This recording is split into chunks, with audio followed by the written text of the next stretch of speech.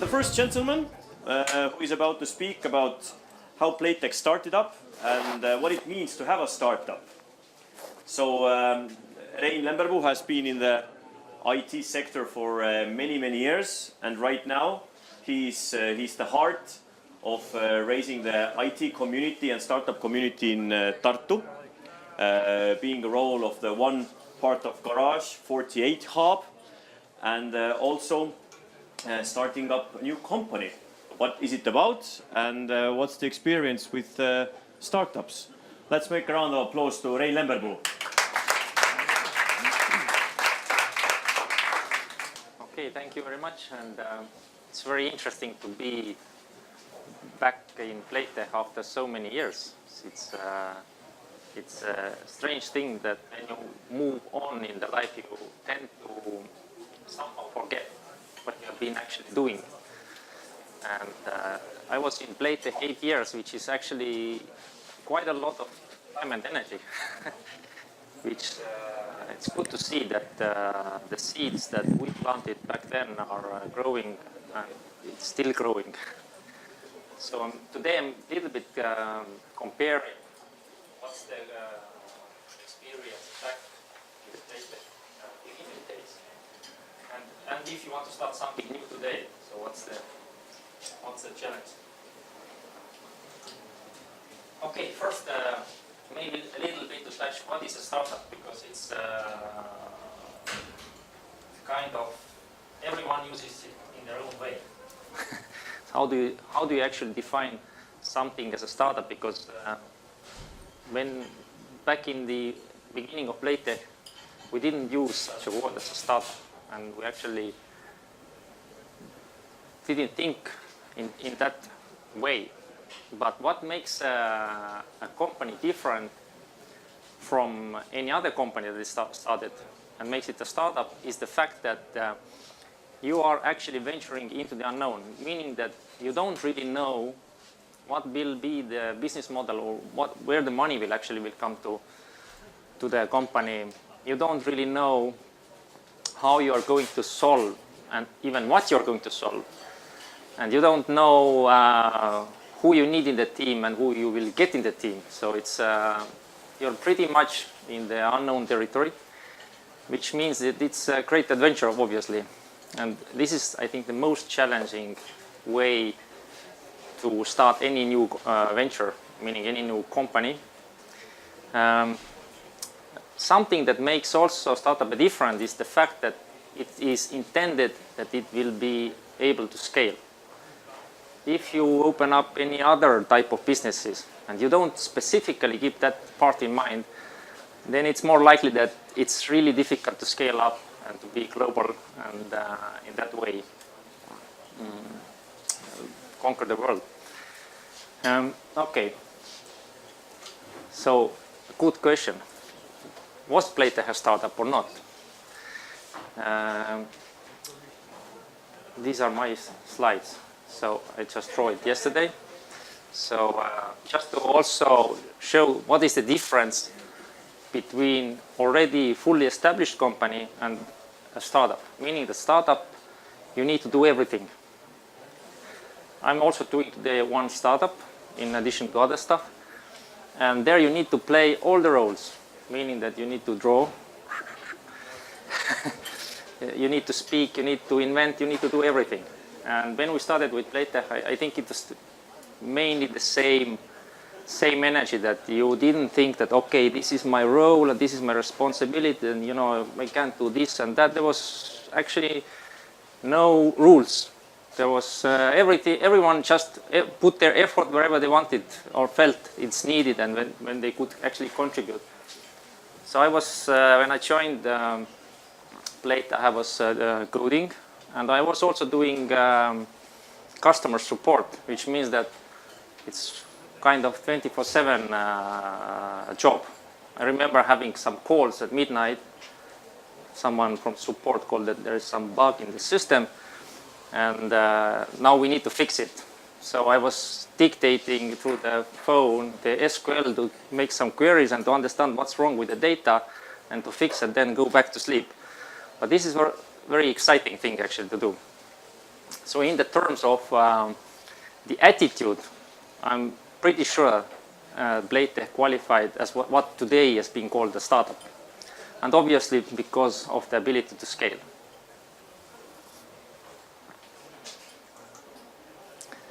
So what's happening with startups in Estonia these days?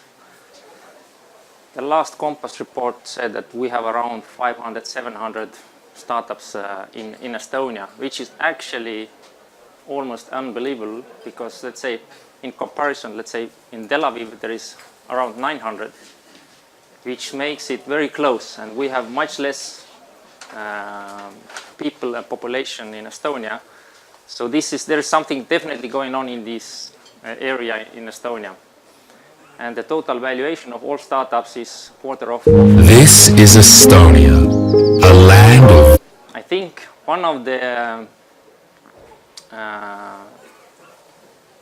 reasons that we see so many startups today is that Estonia was lucky enough to obviously have a lot of support from the government side, having this strategy of focusing on IT and so on, but also that we really had some few big players that started up 15 years ago, meaning Playtech, meaning Skype, and also Nortal, although it's not a startup, never has been, but still bringing this knowledge, and also from people that are today leaving or exiting those I would say first round of Estonian startups. They are actually creating new ones. They have a lot of skills, they have resources and so on. So this is actually what happens when you will have some success stories in one small country. So what's the difference today? I think when we did start Playtech, it was somewhat. There are actually three main challenges, and I will go through them one by one, and maybe also bring some interesting things that we did in the Playtech, and comparing what's happening today is that. But the main difference is that since, as you see from the numbers as well, the battle is much more fierce. Actually, I took a break after coming from Playtech for the family and so on. And then when I came back, I thought, okay, let's make some startups. This is easy. We have done. And what happened during these 4 or 5 years, actually the scene is changed quite a lot, and the approach you can take, this is even more crazy than before, because there are so fierce competition.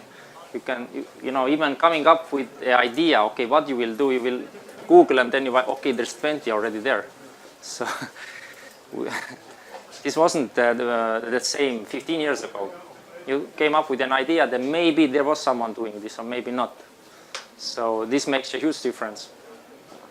So what's the challenges? First of all, this is the teeth. I'm just thinking how to visualize pain. The first thing that if you want to build a successful startup, you need to identify what's the pain you want to tackle. Obviously, there is another type of startups which are called kind of vitamins. And although this seems interesting, this is much harder. To invent the vitamin and to be successful with the vitamin is much harder if you just take one pain and try to leverage or find some ways to tackle this. And this is the first challenge. If you will ever make your own startup, you need to understand what is the actual pain that customers are willing to solve. Here are already two things. You need to first find the pain, and second of all, you need to find the pain that they want to solve, because I've had a lot of interviews with companies, and they have all sorts of pains, and 90% of those pains they don't want to actually tackle.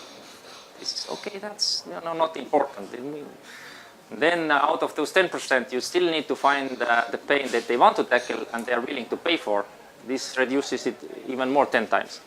So actually, to find something that they are willing to pay for,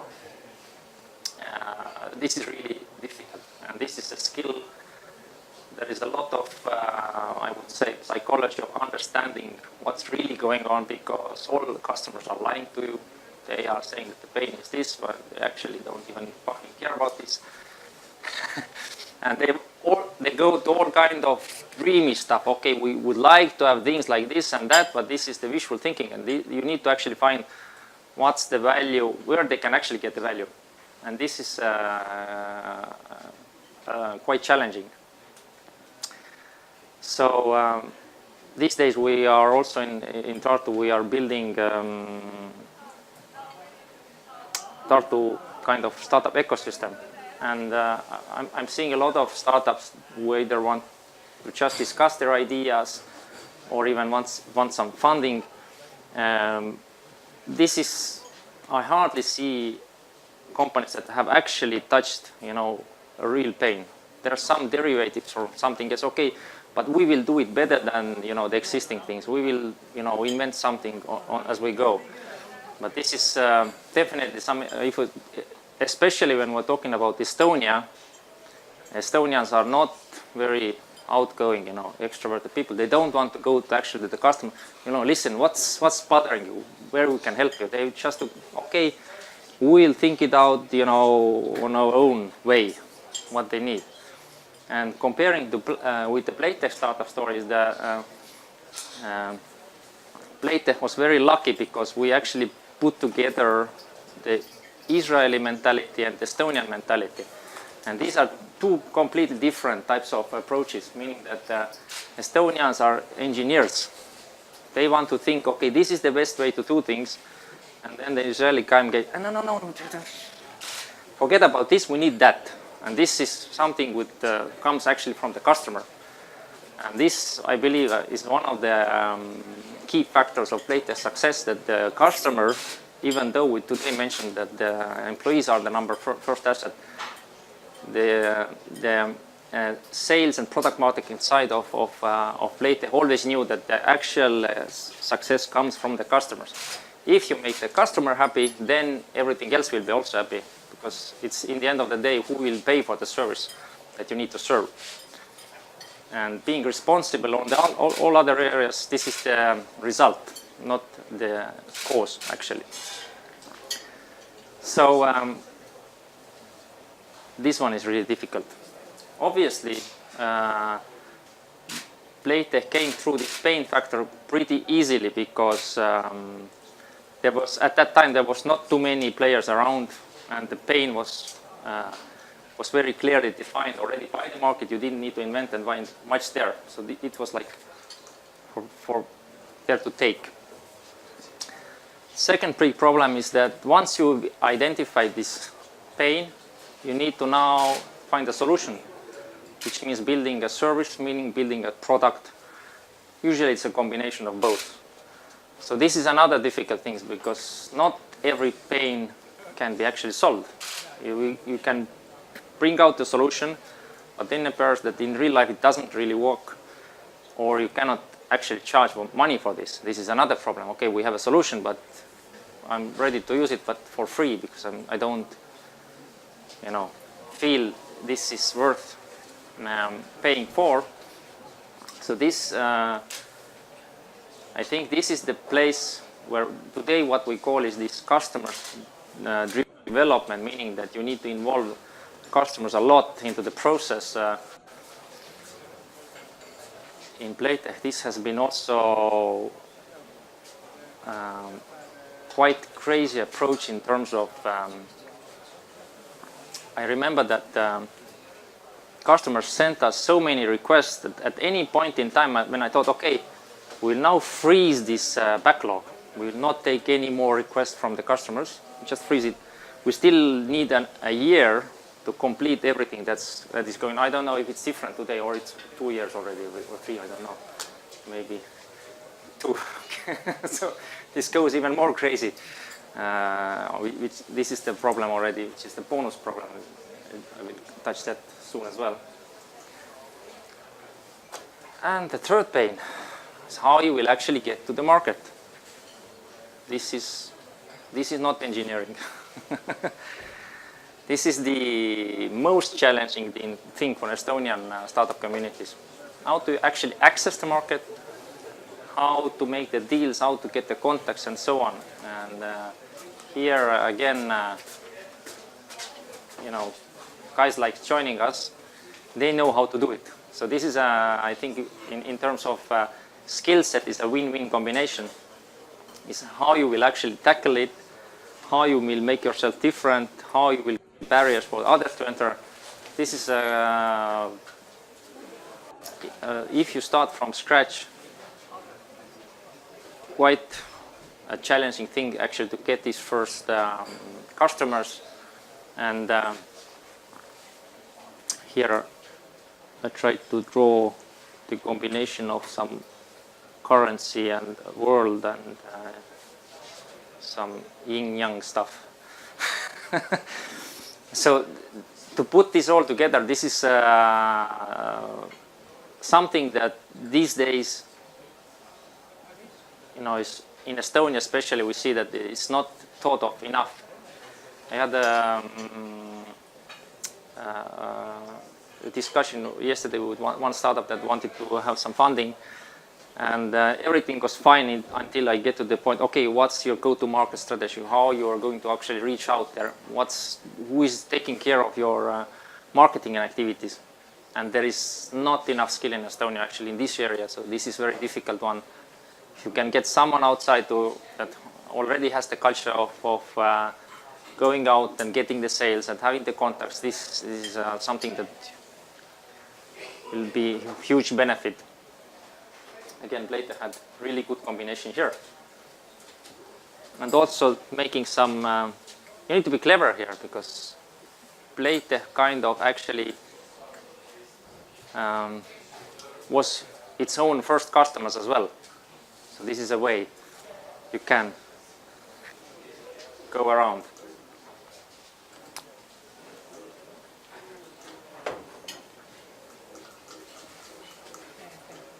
Nothing else. No. It's all about marketing. No, there's just one more slide. So, and this is the bonus round. In the in the betting world. Okay, there it came. You need to have the bonus round, and this is the scaling. Once you targeted all those 3 challenges, you are in a good. This is a good problem to have. Usually, people start to solve this problem before they actually have it. So this, I think, we have been in Playtech really excellent, which means that it's getting new people on board, which today is even more difficult than it was back then. But it was difficult even 10 years ago. If we needed like 70 new engineers in Tartu, it's almost like impossible to get. But with good talented and that's where we invented all these fish programs and all kind of going to universities, and you just whatever came up, you need to use all the tools. That number one is that how you will actually get the team to grow, and this is very difficult. And Playtech also tried all kind of different strategies. I was there to also to open up the Bulgarian office and Philippines office. Okay, today things are changed a lot, but this is very difficult. It's not. It was quite clear that in Tartu or in Estonia, it's not going to be enough to actually scale. And this doesn't matter where you actually open up or where you start with a startup. In the end of the day, you will be global. So you need to have different offices, and this is only one thing, that you also need to invent all the procedures, all the systems, everything every year. So it's not just, okay, we did it once and now it's done. Okay, next year you need to double it. So the scaling thing, this is where actually the management capabilities matter the most. So this is, and in Playtech this has been quite for me, has been the most enjoyable process. This is where I put most of my energy into, and I enjoyed it a lot. And this is experience you will not get from any school or anywhere. So, thank you, Playtech, for this opportunity. That's it. Questions? Yeah, you can make a round of applause. Do we have any kind of questions for Rein? So what about contract? Do you think that this will be scalable up to a point where it's going to be next Playtech? So the question was, since we're online, I would like to repeat the question. So can you repeat it? Yes. I was asking about Rein's new startup called Contract. Is it something that will scale up to a point where it will be the next Playtech, or at least the same volumes? It's very difficult to say if something is going to be worth 4 billion in years to come, because I remember we did some thoughts when we were discussing how much to invest into Playtech security. So what is the craziest number you can think of, how much the company can be worth? And this came up with 100 million. So there was no idea that actually you can add some zeros there. So it's impossible to say. Obviously, Contriber has the audience because it can be used of most of the companies globally. So there is this market that can use it. So in that terms, it can be. What makes it difficult is if you go horizontal, is that you actually need crazy amount of resources to reach that market. So it's always a question of how you making this balance. If you start wide or you target some segment, but the potential is there. Maybe those of you who are not aware of Contriber, and also for the online viewers, maybe can you describe this new startup in few words? What does it offer? What's the pain that you're attacking? The pain we wanted to attack is the pain of intelligent cooperation, meaning how the most valuable asset in your company is actually working together. And it starts off from the communications, and it goes into all kind of decision-making procedures, brainstorming procedures, and so. So that's the collaboration tool that we wanted to offer. It can be used in, it doesn't matter what field the company is working, or is it specifically focused on some kind of sales companies, or what?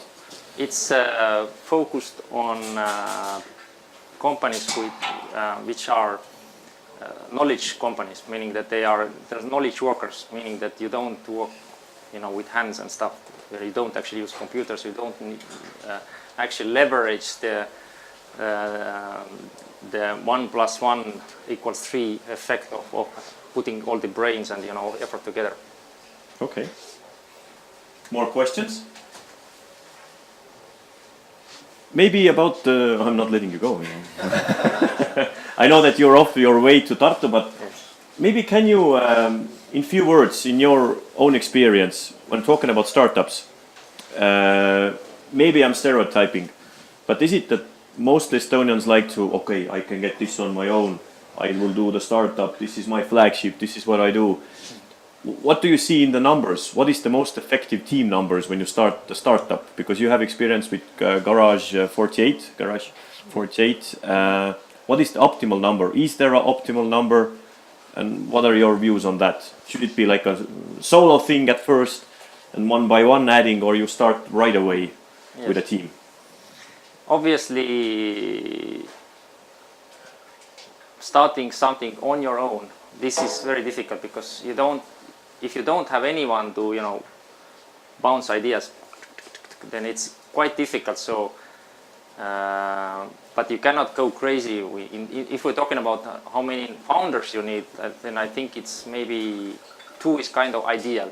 If you have 3, 4, okay. After that, it's crowd. So. And also, in terms of how many team players you will have, I think keep it as minimal as possible.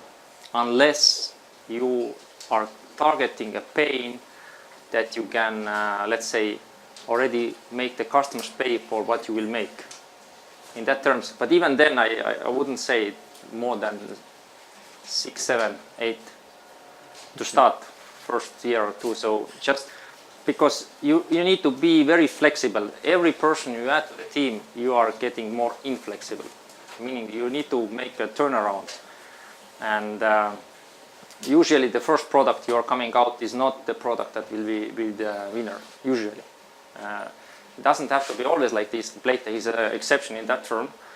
But usually you need to be very flexible, and this you can do if you are small. Okay.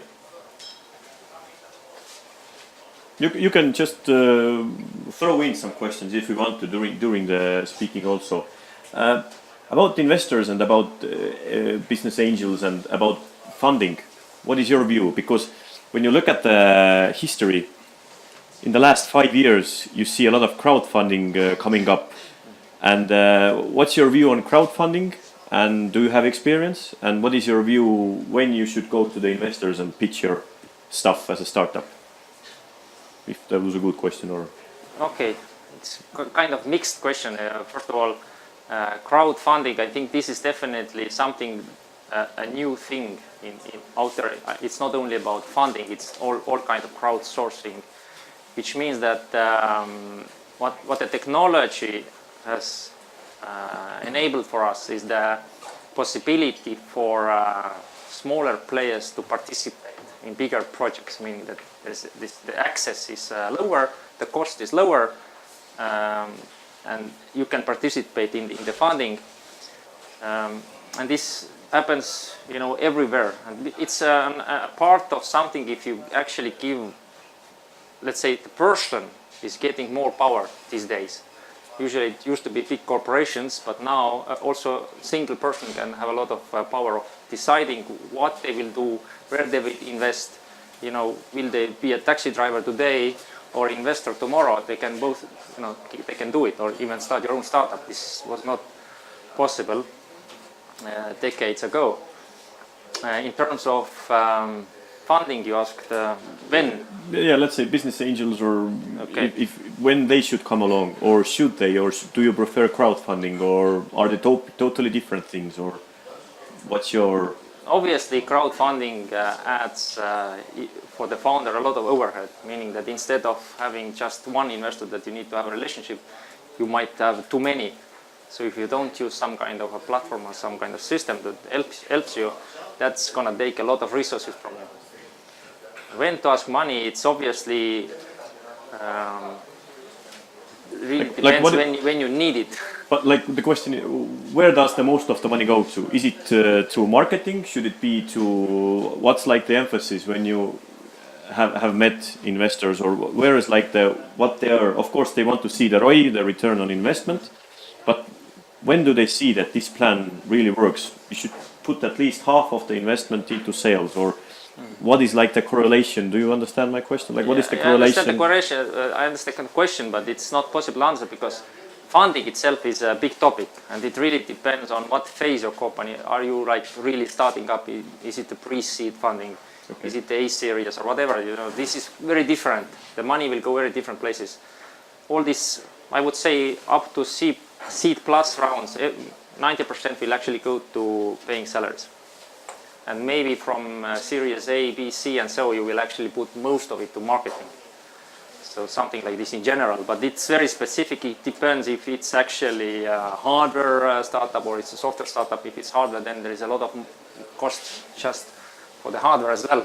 And developing hardware, that's quite expensive. This is a different game actually. So there is no single answer. Okay. And for a final question, there must be a lot of Estonians. Yeah, I told you. If you want to have 10 minutes for questions, I should put some extra slides.